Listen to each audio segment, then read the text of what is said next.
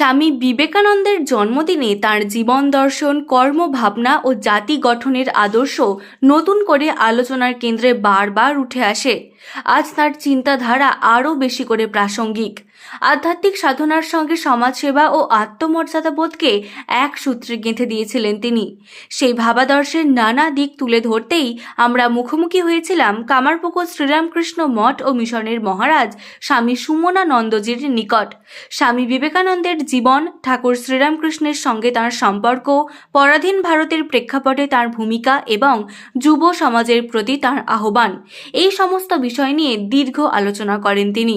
স্বামীজির বহু আলোচিত গীতা পাঠ ও ফুটবল খেলা প্রসঙ্গে স্বামী সুমনানন্দজি স্পষ্ট করে বলেন, দেশ যখন পরাধীন ছিল তখন আগে দরকার ছিল শক্ত শরীর ও নির্ভীক মন। সেই কারণেই স্বামীজি বলেছিলেন, গীতা পাঠের চেয়ে ফুটবল খেলা ভালো।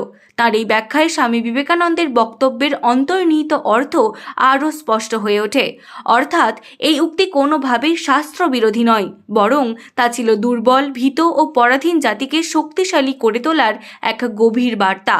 কামারপুকুর মঠের মহারাজ স্বামী সুমনানন্দজির মুখ থেকে এখন শুনুন সেই ব্যাখ্যা। আজকের সমাজ ব্যবস্থায় বলুন আর যুব সমাজেই বলুন, বিবেকানন্দের মতাদর্শ কতটা প্রাসঙ্গিক?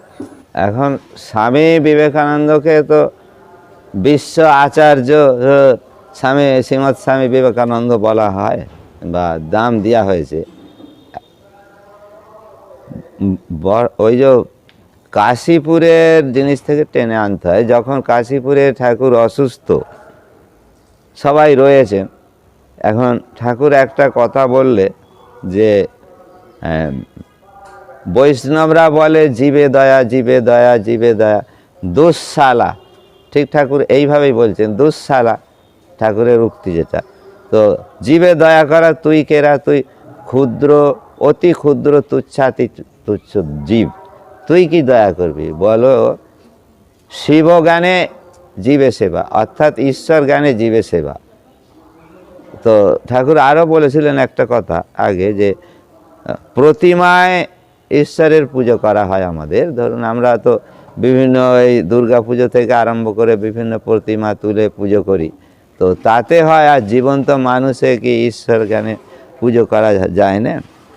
তো ওইটা তখন ওখানে যারা ছিলেন, যিনিরা সব বিশিষ্ট ব্যক্তি, অনেক তখনকার দিনে উচ্চশিক্ষিত, সমাজে প্রতিষ্ঠিত, কেউ অধ্যাপক, সমাজে তারা উচ্চ শিখরে প্রতিষ্ঠিত, কেউ অধ্যাপক, মাস্টার, ডাক্তার ইত্যাদি সব ছিলেন, তো বা অভিনেতা সবাই ছিলেন, কিন্তু ওনারা কেউই ওই কথার অর্থ বুঝতে পারেন না, যে শিবজ্ঞানে জীবে সেবা কি। স্বামী বিবেকানন্দ তখন সন্ন্যাস আইনে, নরেন দত্ত বিশ্বনাথ দত্তের ছেলে, উনিও এসেছেন। উনি, যিনি কথামৃত লিখেছেন, মহেন্দ্রলাল গুপ্ত মাস্টার মশাই যাকে বলা হয়, উনি রিপন কলেজের অধ্যাপক। তো উনিও বুঝতে পারেন, ওনাকে ডেকে এনে বারান্দায় কাশীপুরে বলছে, আজকে একটা নতুন কথা শুনল, যে ঠাকুর বলছেন এই যে শিবজ্ঞানে জীবে সেবা, যদি এইটা দিন পায় একদিন রূপ দেব। সেইটা যে ধরেই ওই 10 বছর পরে 1886 হচ্ছে যে আগস্টে 16 তারিখে ঠাকুরের শরীর গেল। 1797 সালের 1 মে উনি রামকৃষ্ণ মঠ ও রামকৃষ্ণ মিশনের প্রতিষ্ঠা করলেন। এবং বর্তমান যুগের এই যে বড় সেবা ধর্ম, যেটা বললেন বনের বেদান্তকে এসে সমাজে কাজে লাগাবো, শারীরিকভাবে শক্তিশালী, মানসিক দৃঢ়তা, সততা, হ্যাঁ, নির্ভয়ভাবে এগিয়ে চলা, হ্যাঁ, সৎভাবে। হ্যাঁ। তো স্বামীজির এই সমস্ত বাণী হ্যাঁ, বর্তমান যুগে যুব সমাজের মধ্যে কি সেটা দেখা যাচ্ছে? হ্যাঁ, বলছি, সবই একে একে উত্তর দিচ্ছি। তো বর্তমান যুগে উনি বুঝেই নিয়েছিলেন তখন, যে ঠাকুরও বুঝে নিয়েছিলেন, স্বামীজিকে দিয়েই করাচ্ছে এইসব কাজগুলো, যে এই বর্তমান যুগে আগে যে গুহায় সাধুরা সন্ন্যাসী নিয়ে তপস্যা করতো সারা দিন রাত, হয়তো উপবাস থেকেই তপস্যা করছে, বা অল্প ভিক্ষা করে খেয়ে তপস্যা করছে, নিজের পেটের আহারটুকু সেই দিনে জোগাড় করে বা কয়েকদিন ধরে বসেই তপস্যা করছে, দেখলে বর্তমান যুগে ওইটা আর চলবে না বা ওইটা পারবেও না। বর্তমানের যুব সমাজ শক্তিশালী চাই, তো তারা ঋষিরা বহু শক্তিশালী ছিল। এই যে পুরাণে আমরা পাই কে সমুদ্র পান করছে গন্ডুসে আরে ইত্যাদি বিভিন্ন সব, সেই ক্ষমতা তো আর নেই। তাহলে কি করবে মানুষ, কি করে এগিয়ে যাবে ঈশ্বরের দিকে বা ঈশ্বর লাভের বা ঈশ্বর আরাধনায়? তখন বললেন যে এইটাই নিয়ম করলেন যে কাজও করবে, সেবা করবে, ঈশ্বর জ্ঞানে এই সাধারণ মানুষের সেবা করবে। তখন আমাদের ভারতবর্ষের অবস্থা অত্যন্ত খারাপ, বিদেশি শাসনে দীর্ঘদিন চলছে। একটা কথা সবসময় শোনা যায়, হ্যাঁ। স্বামীজি নাকি বলেছিলেন গীতা পাঠ অপেক্ষা ফুটবল খেলা ভালো। হ্যাঁ। উনি কি সত্যি এটা বলেছিলেন বা বলতে চেয়েছিলেন? হ্যাঁ, উনি বলতে চেয়েছিলেন কখনকার যুগ প্রেক্ষাপটে উনি বলতে চেয়েছিলেন, মানে যুব সমাজ প্রায় পঙ্গু হয়ে রয়েছে। তারা ওই মানে প্রাচীন শিক্ষা একটু নামমাত্র গ্রামের ছেলেরা পাঠশালায় পড়ে ধরে রেখেছে আর ওই সবই করে বেড়াচ্ছে। তবে কিছু কিছু লোক কত রামায়ণ মহাভারত বা ওই যে দর্শন, ন্যায় দর্শনের চর্চা খুব জোর ছিল আমাদের নদিয়ায়, নবদ্বীপে ইত্যাদি, যেগুলো টোল ছিল। কিন্তু ওই টোলে হতদরিদ্র মানুষরা কজন আর পড়াতে পারতো? ওই 10 বছর 12 বছর তাও সবাই পারতো না। এমনি পাঠশালায় পড়াতেই সবাই ছেলেদের পাঠাতে পারতো না, কারণ অন্যের অভাব। মেয়েদের তো আস্তে আস্তে শিক্ষা ব্যবস্থা বন্ধই হয়ে গেল। কেবলমাত্র মুষ্টিমেয় কয়েকটা বর্ধিষ্ণু বাড়িতে মেয়েদের পড়ার হয়তো ব্যবস্থা ছিল, বা ছেলেদেরও হচ্ছে। একটা আমাদের যদি একটু বলেন উনি কি বলতে চেয়েছিলেন এই কথার মাধ্যমে? ও উনি বলতে চেয়েছেন আগে আমাদের শক্তিশালী একটা সমাজকে তৈরি করতে হবে, মানে বিশেষ করে যুব সমাজকে। তো যুব সমাজকে শুধু করলে তো হবে না, যুবক এবং যুবতী উভয়ই, মেয়েদের শিক্ষা মোটেই ছিল না। যার ফলে উনি পাশ্চাত্যে দেখে বললে ওরা বা মেয়েরাও 25-30 বছর পর্যন্ত বিদ্যা লাভ করছে, ছেলেরা বরং একটু আগে কাজের জন্য চলে যাচ্ছে, কিন্তু তারাও বিদ্যা অভ্যাস করছে। বিশেষ করে আমেরিকায় দেখে মুক্ত বিহঙ্গের মতন মেয়েরা 25-30 বছর বয়স পর্যন্ত ঘুরে বেড়াচ্ছে, পড়াশোনা করছে, চাকরি করছে। আর আমাদের দেশে ওনার চিন্তা করে দুঃখ হতো। যার ফলেই উনি স্ত্রী শিক্ষার জন্যে এবং স্ত্রী মঠের জন্যও স্বামীজি একবার চিন্তা করেছিলেন। ও ওদের নিবেদিতা যখন সন্ন্যাস ওনার কাছে গ্রহণ করতে চাইলেন, তখন অনেক বারণ করেছিল, কিন্তু তখন যখন উনি চাইলেন একান্তই, বললে আগে ভারতের সেবা করো। ওই জন্যই আমাদের দেশে ওরকম শিক্ষিতা মেয়ে বা ওই সেবা করার মতন মনোভাবাপন্ন প্রায় নাই বললেই চলে। যুবকদের বা যুব সমাজের, হ্যাঁ, আর যুবক শারীরিকভাবে এবং মানসিকভাবে যে শক্তিশালী হওয়া, এটা কি উনি কিভাবে দেখতে ছিলেন, নাকি এটার জন্যই উনি বলেছিলেন?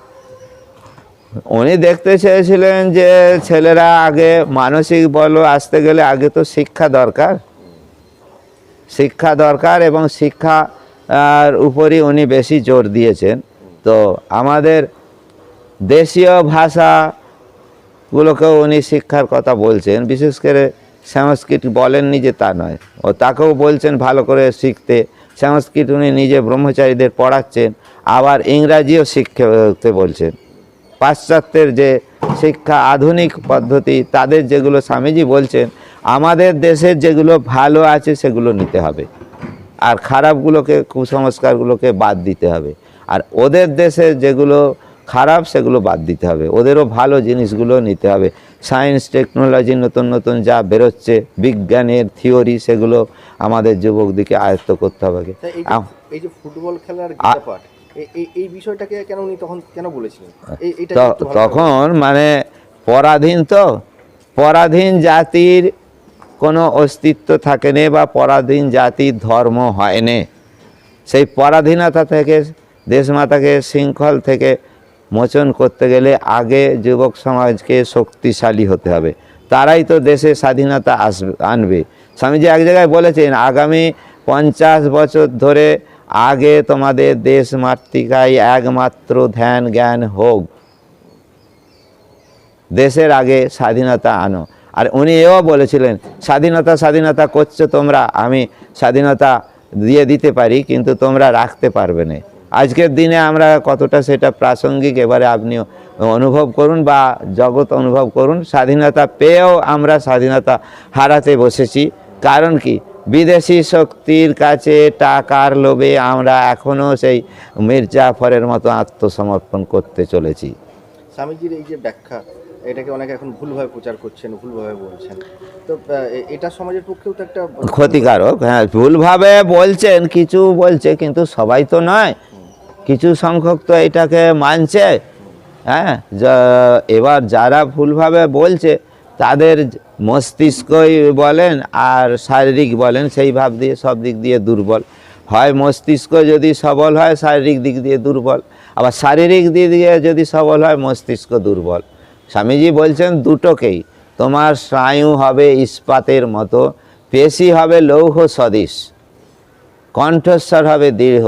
নিজের সততায় ভালোভাবে শিক্ষা লাভ মানসিক শারীরিক দিকে হলে তার প্রতি যতই বিরূপ মনোভাব আসুক কেন সে কিছুতেই খারাপটাকে নিতে পারবে না। আমাদের দেশে তখন যে অনুশীলন সমিতি বা ইত্যাদি স্বাধীনতা সংগ্রামী ছিলেন তারা বেশিরভাগই স্বামীজির বাণী রচনা পড়তেন, বিশেষ করে রাজযোগ স্বদেশ মন্ত্র স্বামীজির প্রত্যেক অনুশীলন সমিতি বা স্বদেশী যারা করত তাদের কাছে সেইটা মূল মন্ত্র ছিল, হে ভারত ভুলিও না নিজ জাতি মূর্খ দরিদ্র মুচি ব্যথ তোমার রক্ত তোমার ভাই। ভারতবর্ষ মানে কয়েকটা ব্রাহ্মণ কায়স্থ এইসব উচ্চ বর্ণের নিয়ে তো নয়। আপনার সঙ্গে কথা বলে এটা বোঝা গেল সেটা হচ্ছে আগে মানসিক এবং শারীরিকভাবে আগে দৃঢ়তা শক্তিশালী হলে তবেই গীতাটাকে অধ্যয়ন করতে সুবিধা। গীতা যে শাস্ত্র যে কোনো বুঝতে পারবে, বোঝার মতন ক্ষমতা থাকা চাইতো।